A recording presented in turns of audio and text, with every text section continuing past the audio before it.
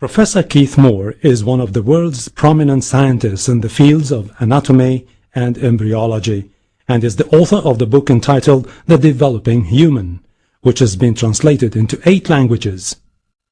The book is considered a scientific reference work and was chosen by the Special Committee in the United States as the best book authorized by one person.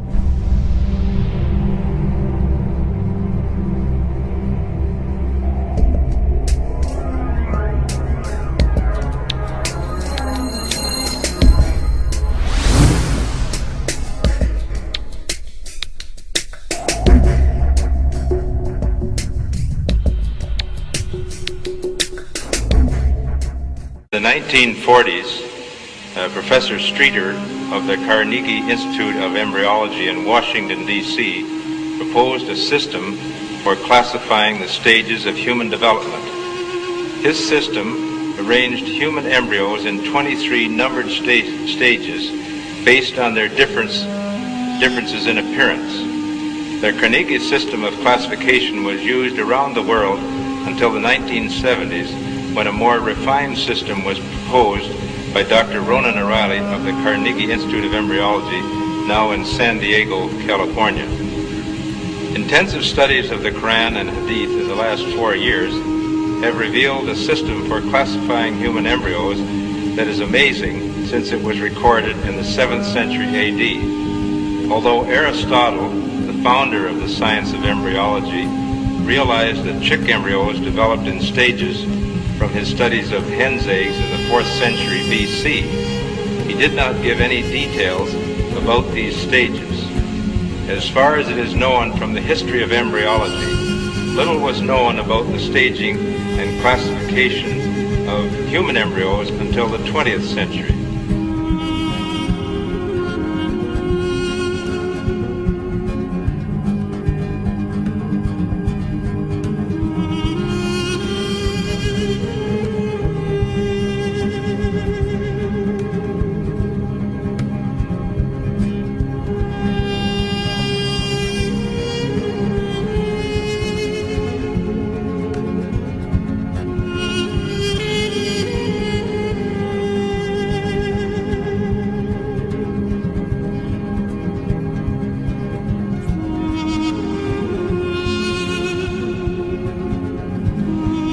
First stage is Adaf, and you'll have to apologize my pronunciation. This is from Surah Tariq 6. He is created from a drop emitted. This Arabic term refers to the forceful emission of fluids which occurs during ejaculation in the male and ovulation in the female. The male secretions, called semen, contain the spermatozoa, and the female secretions, called follicular fluid, contain the ovum. This is the stage of fertilization and the nutfa, and after this is what we call the zygote, referred to in the Quran as the nutfa, and the nutfa undergoes division, which we call cleavage, as it passes down the uterine tube. So these are the stages of the nutfa here as it undergoes cell division.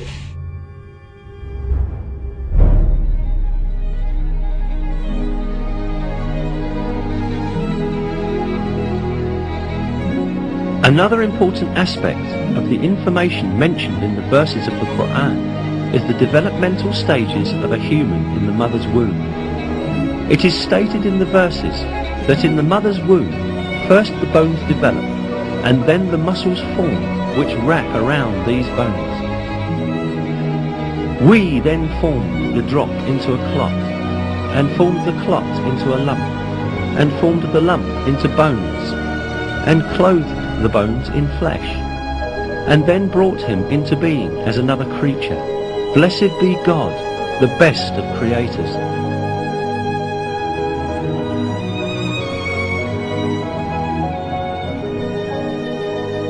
Embryology is a branch of science that studies the development of embryos in the mother's womb. Until very recently, embryologists assumed that the bones and muscles in an embryo developed at the same time. For this reason, for a long time, some people claimed that these verses were in conflict with science. Yet, advanced microscopic research conducted by virtue of new technological developments has revealed that the revelation of the Quran is word by word correct. These examinations at the microscopic level showed that the development inside the mother's womb takes place in just the way it is described in the verses. Obviously, life begins at the moment of fertilization when a single sperm fuses with an ovum to form a one-celled embryo or zygote. At this moment, the ultimate character of that new individual is decided. The Quran recorded these facts 1400 years ago.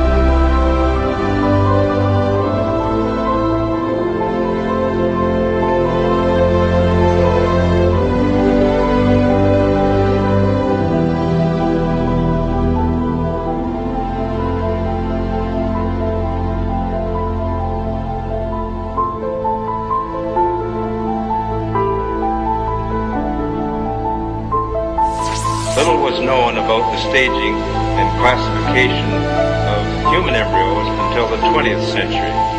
For this reason, the descriptions of the human embryo in the Quran cannot be based on scientific knowledge in the 7th century. The only reasonable conclusion is that these descriptions were revealed to Muhammad from God, from God, from God, from God.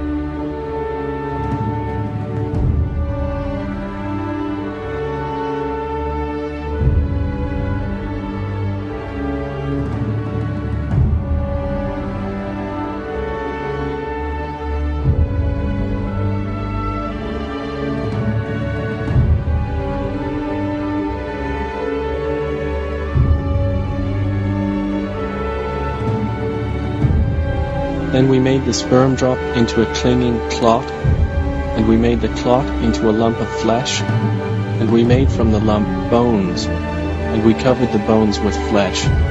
Then we developed him into another creation. So blessed is Allah, the best of creators.